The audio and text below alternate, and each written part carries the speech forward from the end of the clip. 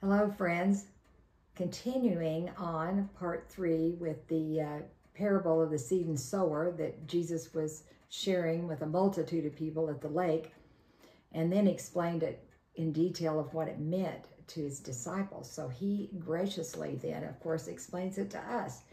And the third area where seed is sown, it says, and I will just read this real quickly. It says that, now, these the seeds then that are sown among thorns, they are the ones who hear the word, and the cares of this world, the deceitfulness of riches, and the desire for other things enter in and choke the word from being fruitful.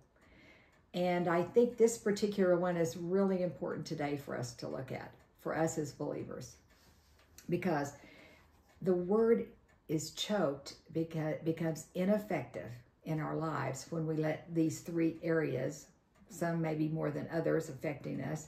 But one of the things about the cares of this world is that we begin to look at the news, we begin to look at things around us, and it just begins to overwhelm us. We get anxious, we get nervous, fearful, because we choked the word then from trusting in what the word of God says for us, for the peace that's promised us.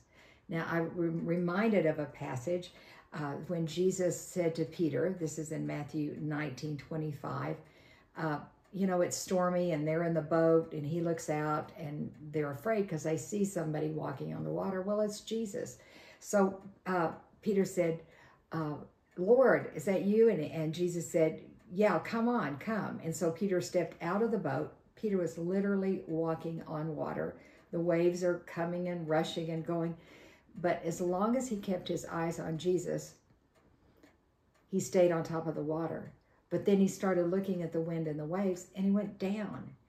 And then Jesus, of course, pulls him up. They're immediately in the boat. And I thought this was interesting because Jesus rebuked them.